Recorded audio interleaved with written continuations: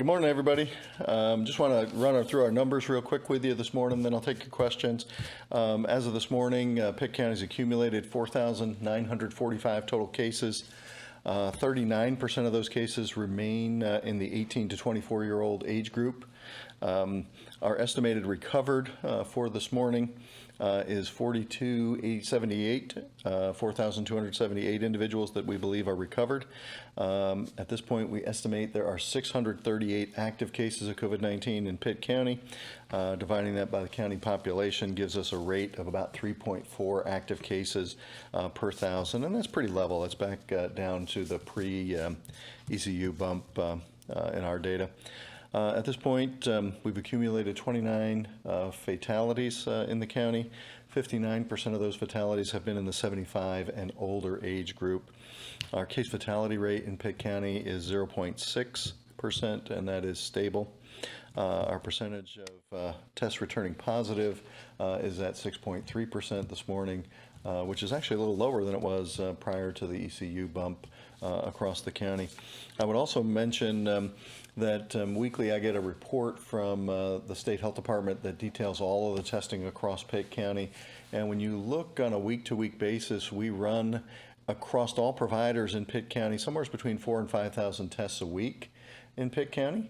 And if you look at the past month, we were actually a little bit over 20,000, probably pushing a little over 21,000 tests for the last 4.5 to 5 week period. So I think those numbers are pretty good in terms of the availability of testing across the county. Happy to take your questions. Not sure who was here first, so. So, Dr. Silvernail, we are still hearing a lot about, quick recovery sometimes, but then these long-lasting effects. So can you talk a little bit about these long-lasting effects that we're seeing in people who do contract COVID-19? Yeah, there have been some reports of a cardiomyopathy, people with some heart issues after COVID. Again, there's kind of scattered reports in the midst of this. There have also been some reports of people with long-term lung damage. In general, our lungs have a very good ability to heal themselves. So whether that, right now we're 6-7 months into this, so what is long-term? It's kind of hard to measure that, I think, until we have the full measure of time after this infection has passed through us and over us to really know what the long-term effects are. But there have been some hints at some potential long-term respiratory complications for folks who had the COVID pneumonia. And again, some of that may be, with 7 months of experience, that may be just delayed healing. It may not be that those folks won't improve. I also heard a story this morning about people losing hair in the news. You may have heard that in some of the news this morning. Again, sometimes common whenever the body suffers a physiologic or psychological stressor, that folks can have hair or skin changes, and those may or may not be permanent in terms of relationship to COVID. We have not seen long-term neurologic sequelae, brain, nerve injuries that I'm aware of. Children have had some children have developed this multi-system inflammatory syndrome. We also see that after some other viral infections in kids, and most of those kids have recovered from that, again, with little or no consequence. And can you explain what that is? The multi-system inflammatory syndrome? Yeah. Yeah, it's a syndrome that occurs in children where we see inflammation of mucous membranes, inflammation of joints, sometimes some inflammation of internal organs, and the kids are fairly uncomfortable for a period of time, but then they do recover from that. We do see this with other viral infections where kids get inflammation of mucous membranes and joints, sometimes referred to as a transient synovitis, where you get a kid with a limp and their hip is inflamed after they've had a virus. And, as we're talking about kids and younger people, so this 19-year-old student at App State who passed away, so what do you have to say about this when, these college students think, I'm young, I'm healthy. He, from what I understand, had no underlying conditions, and he still, passed away, unfortunately. So what do you have to say about that? Yeah. First, let me express my sincerest condolences to the family of that young man. There is no greater loss than the loss of a child. We're not meant to bury our children. And so my heart, as a father, my heart goes out to that family. I guess it points out that while statistically younger people are at low risk from this infection, low risk does not mean no risk. And that even healthy young folks sometimes can develop severe illness with this, and as this case points out, can even die. We've had a couple of even younger children across the state who have passed from COVID-19. So while these folks are low risk does not equate to no risk, and that there still is the possibility of a severe outcome in a younger person, even though it's less likely.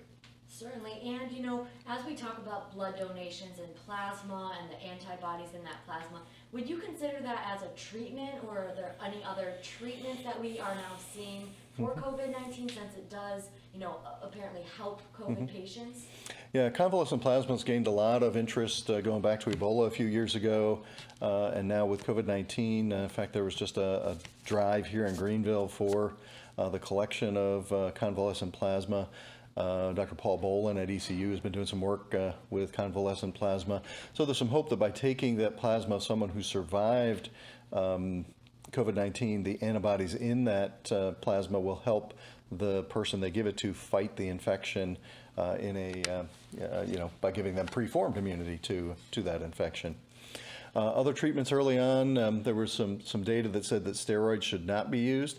As time has gone on and people have gained experience in the treatment of COVID-19, it's been found that steroids are actually helpful in some cases in terms of, just like they are with other respiratory infections, in terms of decreasing the inflammation of airways in our lungs so that we can breathe easier with that infection. The other thing, desrocinivir or remdesivir, there's a couple different names for it. Antiviral drug seems to have some positive effects in this. There's also a monoclonal antibody therapy that's out there, still sort of an investigational new drug protocol for that. But there are some hope for therapies. And then just one of the things, as I mentioned early in this, is that when a new infection comes on the scene, we as a medical community have limited experience treating that.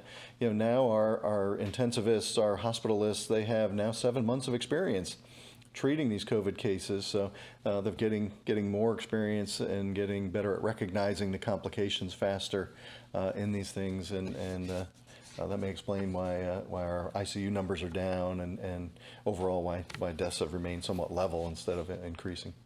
Awesome, thank you so much. You're welcome.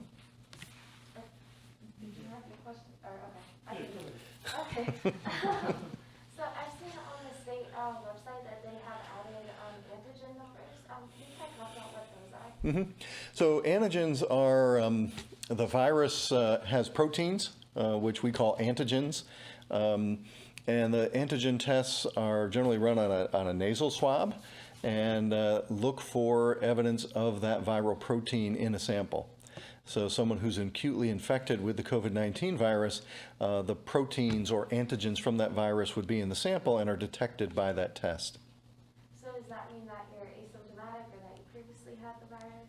That would generally, for most people, if you still have that viral antigen, would suggest that you are probably an acute case, whether you have symptoms or not. Okay.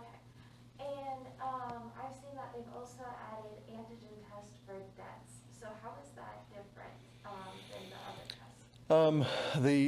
The antigen looks for a protein in the sample. The PCR test looks for the genetic material, the RNA of the virus in a sample. And so the PCR tests are generally more sensitive and more specific than the antigen tests. So in terms of detecting the virus, probably better. But both have their pluses and minuses. But that's the difference. One looks for the genetic material, that's the PCR test, and one looks for a protein from the virus, that's the antigen test. Okay. And it seems that we've had a lot less cases recently. So can you kind of talk about what this means? Boy, I wish I knew. No, I'm kidding. Hopefully, people, the protective measures we have in place, people have gotten better at wearing masks. I think the percentage of folks wearing masks is up, which certainly helps decrease transmission. Our ability to maintain spacing, maintain that physical or social distancing is better. And hand sanitization, I wash my hands like crazy. I'm sure you all do too, or sanitize. And so I think hopefully that's just become good hygiene habits that we all have now. Not shaking hands. Had a new person here in the building yesterday. Went to shake my hand. I said, nope, we can't shake hands, and gave him some elbows. So I think that's part of it. There's also, anytime an infection moves through a community, there's a percentage of that community that will be infected or affected by that infection. There are some degrees of natural immunity to infections and other threats to a population that exists in the community. So we don't really know what the attack rate of this infection is in terms of it moving through. We also don't know if there's going to be a cyclicity to this like there is with flu. We're still waiting to see. We're in the 7th month of this now. This week will be actually 28 weeks on Thursday, or 14 incubation cycles since the first case was identified here in Pitt County. That's a long time. I don't think, as I look across the room at my deputy director, I think if you had asked us, would we still be doing this in 28 weeks? I think we both would have said, no, probably not. So we may be getting to the point where we have hit what is sort of the attack rate. That may be part of it, but I think it's really what has slowed our cases is better adherence to the 3 W's, the wear, wash, and wait. And I don't think you can go into a place of business now and not see markings to help keep you spaced out. And I think people are conscious of that. The carts are sanitized, things like that. I think a lot of it is about hygiene. So is this the kind of end of the first wave? I don't know if I'm willing to go there yet. We're still, I think we had, looking at the state website, not all the reports are in yesterday, but as of this morning, I think yesterday we'd had 14 cases reported in the county. That number will go up, I'm sure. The number of cases that we're finding on a day-to-day basis is back to sort of the pre-ECU bump level. This infection is part of the environment in which we live now, and it's going to continue to smolder and circulate through our population, kind of a slow burning fire instead of a big bonfire. And so I think the wave analogy works for part of this, but I think really now we're into that where this is more like a slow burning fire, and it's going to gradually burn through our community.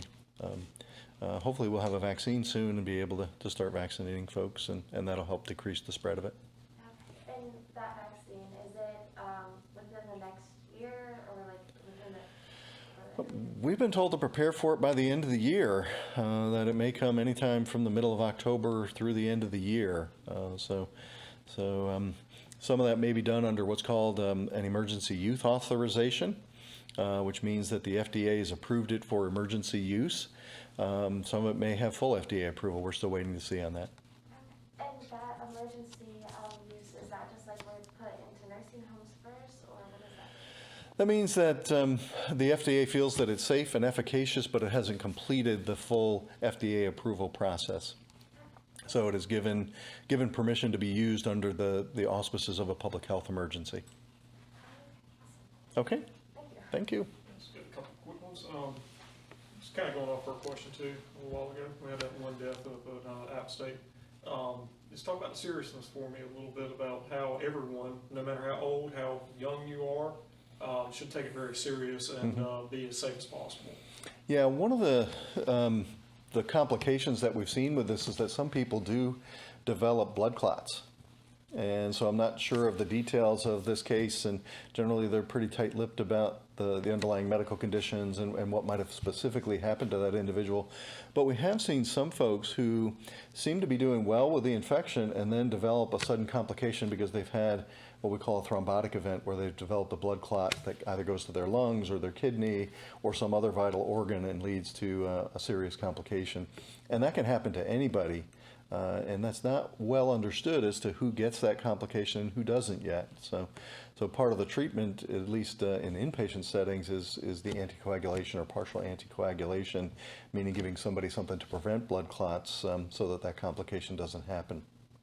And you would tell students, parents, everybody, be as safe as possible with their children or college students. Or, Yep.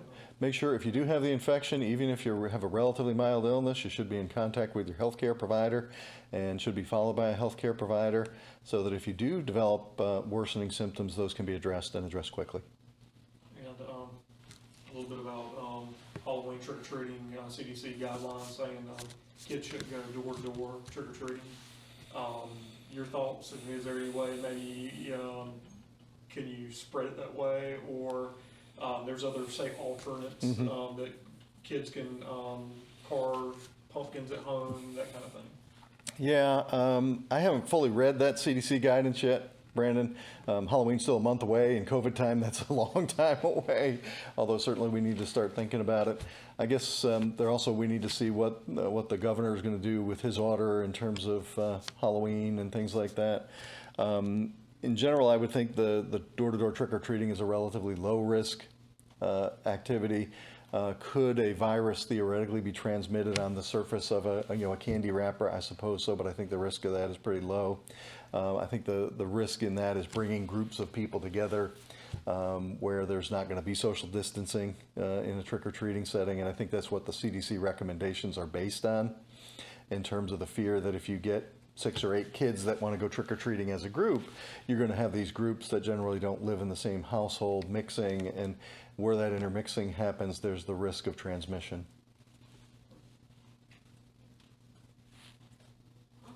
Thank you so much. All right, thank you guys. Have a great day.